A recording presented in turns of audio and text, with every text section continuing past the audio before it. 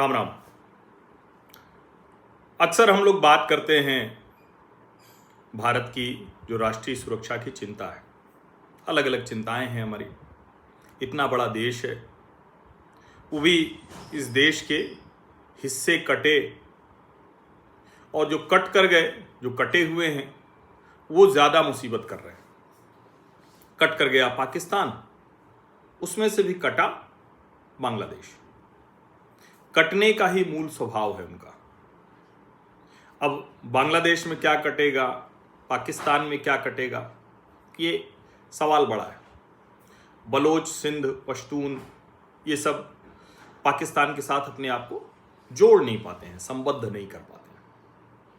अब बार बार भारत के राष्ट्रीय सुरक्षा के संदर्भों की बात होती है तो एक जो हमारा गलियारा है, जो कॉरिडोर है, जो छोटा कॉरिडोर है और जिसको चिकन नेक के नाम से जाना जाता है।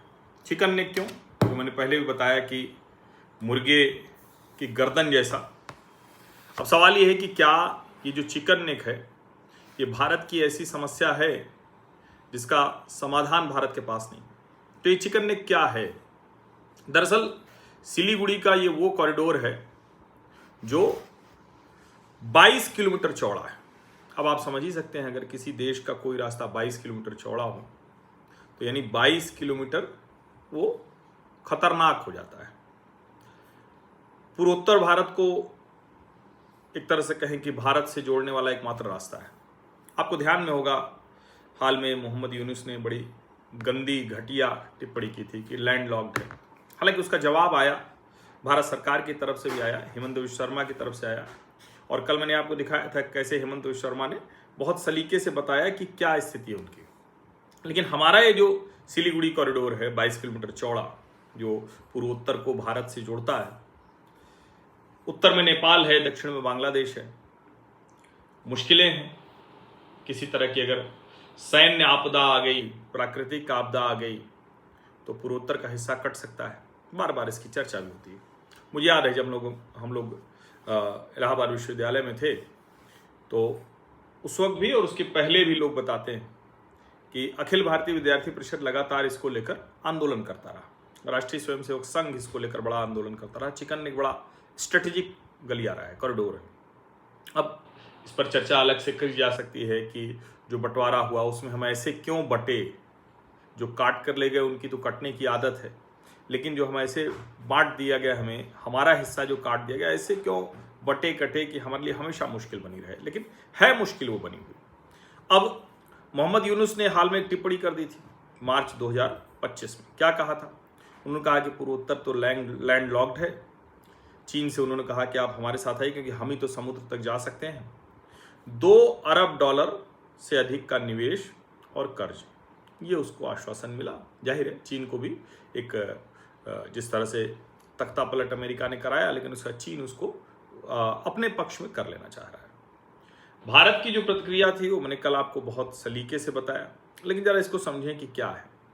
दरअसल जो लाल मोनीर हाट एयरफील्ड, ये विवाद का केंद्र है। ये भारत बांग्लादेश सीमा से 15 किलोमीटर दूर है। 1931 में ब्रिटिश पीरियड में बना था।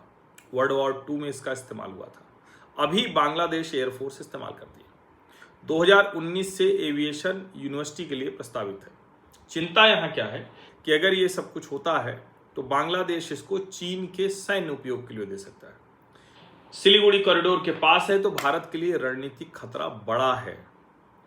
अब जाहिर है इसका जवाब क्या हो सकता है? 2 जवाब हो सकते हैं। एक तो ये कि बांग्लादेश को भी हम बताएं कि तुम्हारी हैसियत क्या है और तुम्हारे चिकन नेक कितने खतरनाक है। हमारे एक चिकन नेक की बात कर रहे हैं तो हेमंत विश्व शर्मा ने कल बड़े सलीके से बताया। उनका जो भारत को चिकन नेक की धमकी दे रहे हैं वो अपने कमजोर कॉरिडोर न भूलें। ये क्या है? एक तो उत्तरी बांग्लादेश कॉरिडोर जो मैंने कल बहुत विस्तार से बताया था, 80 किलोमीटर के आसपास का है ये, और पश्चिम बंगाल यानी दक्षिण दिनाजपुर से मेघालय गारो हिल्स के बीच है। इसका महत्व यह है कि रंगपुर डिवीजन को पूरे बांग्लादेश से जोड़ने वाला अकेला है, तो इसको काट दिया तो रंगपुर डिवीजन अलग हो जाएगा। और ये उनके लिए उसी तरह का खतरा है जैसे हमारे सिलीगुड़ी कॉरिडोर को लेकर होती है। रंगपुर क्या है? ये मुस्लिम बहुल आबादी है, सीमावर्ती इलाका है। अब दूसरा चटगांव कॉरिडोर 28 किलोमीटर का, ये भारत के सिलीगुड़ी कॉरिडोर से भी सकरा है। इसको समझिए, दक्षिण त्रिपुरा से बंगाल की खाड़ी तक जाता है। चटगांव और ढाका को जोड़ने वाला एकमात्र जो कहें कि लैंड रूट है, जमीनी रास्ता है, वो यही। जोखिम क्या है कि अगर बाधा आ गई तो ढाका चटगांव, उनकी जो राजनीतिक और आर्थिक राजधानी कही जाती है, वो पूरी तरह से टूट जाएगी, खत्म हो जाएगा। तो एक तो ये कि भारत ने उनको ये बताया। दूसरा क्या है, जो हमारी रणनीतिक तैयारी है कि हम ऑल्टरनेटिव रूट्स खोजें, वैकल्पिक मार्ग खोजें। तो बार बार ये कहा जाता रहा है, हेमंत विश्व शर्मा, भारत की सरकार, मोदी शाही में बहुत कुछ होता है, तो थोड़ा मुश्किल तो है उस रास्ते को तैयार करना, लेकिन बनाने की कोशिश हो रही है। एक Kaladan multi modal transit project है। ये भारत और म्यांमार के बीच 2008 में समझौता हुआ था। उद्देश्य था मिजोरम को कोलकाता से जोड़ देंगे, म्यांमार होते हुआ, एक ऑल्टरनेटिव। अब अगर ये हो गया तो पूर्वोत्तर भारत को बंगाल की खाड़ी के बंदरगाह यानी पोर्ट जो है उनसे जोड़ देगा। भारत का पहला मालवाहक जहाज जो है वो सितवे पोर्ट पर 9 मई को पहुंचा था। तो एक तरह से हम उस तरफ बढ़ रहे हैं। हाईवे विस्तार में अगर कहें तो एक जो स्ट्रेटेजिक तौर पर है शिलांग से सिलचर, ये 166.8 किलोमीटर, 166.8 किलोमीटर, ये 4 लेन हाईवे को मंजूरी मिल चुकी है। मिजोरम के जोरिनपुर तक, पुई तक जाएगा।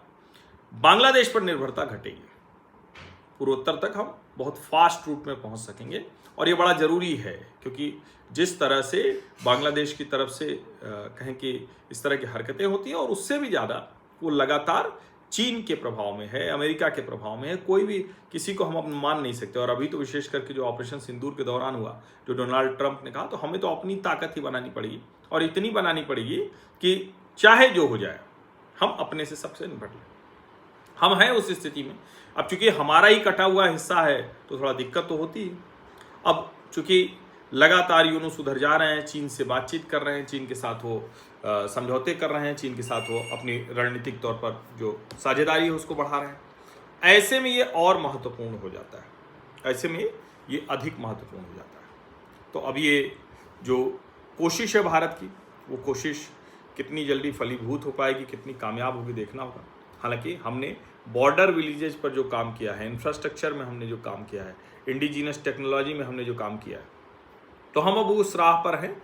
जो हम चाहते हैं वो कर लेते हैं। ठीक है, अभी चाइना के मुकाबले, अमेरिका के मुकाबले हम पीछे हैं, हम उतना तेज नहीं हैं।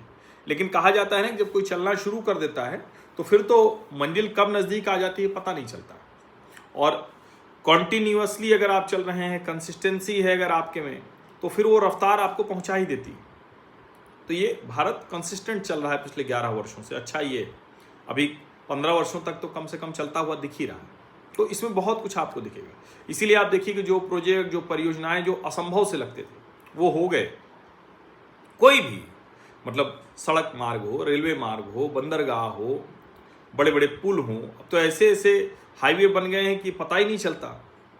जैसे ढेर सारे अभी देखिए, अब इधर बीच में जाना हुआ था मेरा प्रयागराज, तो अब जो लखनऊ से प्रयागराज का हाईवे बन गया है वो तो गजब ही है। रायबरेली से प्रयागराज, बीच में भी कुछ जगह बचा हुआ है, लेकिन अद्भुत बनाया है, समझ में ही नहीं आता है।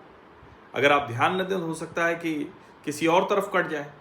तो ये सब जब कॉन्टिन्यूटी में कोई चीज़ होती है, जब किसी सरकार की नीति अच्छी हो, तो फिर वो उस पर काम कर जाती है। और कम से कम अभी वो पिछले 11 वर्षों से होता हुआ दिख रहा है। और चीज़ों पर बहस हो सकती है, डिबेट हो सकती है, लेकिन ये तो निरंतरता में और बहुत अच्छे से ये काम हो रहा है। तो हम उम्मीद करते हैं कि जो बांग्लादेश को लेकर चिंता है, जो हमारे सिलीगुड़ी कॉरिडोर यानी जो चिकन नेक को लेकर चिंता है, उस चिंता को भी हम जल्दी दूर कर पाएंगे।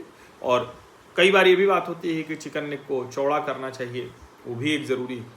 तो वो देखना चाहिए कि क्या कुछ बातचीत हो सकती है, क्या नेपाल से कुछ बात हो सकती है, क्या बांग्लादेश से तो कोई बात होगी नहीं। तो कई चीज़ें हैं जो करना चाहिए, कुछ रास्ते कैसे बन सकते हैं वो सब देखना चाहिए। लेकिन ओवरऑल अगर हम कहें तो मूल रूप से दूसरों से क्या बातचीत होगी ये तो पता नहीं, दूसरे कितना तैयार होंगे, कितना सहमत होंगे हमारी बात से, तो पता नहीं। लेकिन हमें ये तो पता है कि हम क्या कर सकते हैं, तो उस पर हमें आगे बढ़ना चाहिए। और मुझे स्पष्ट दिख रहा है कि भारत की सरकार भी उसी पर आगे बढ़ती हुई दिख रही। रणनीति भी बहुत साफ दिख रही, वो हेमंत शर्मा की पोस्ट से भी नजर आई। आप सभी का बहुत बहुत धन्यवाद। सब्सक्राइब अवश्य कर लीजिए, नोटिफिकेशन वाली घंटी दबा दीजिए, लाइक का बटन दबा दीजिए, अधिक से अधिक लोगों तक इस वीडियो को पहुंचा दीजिए। धन्यवाद।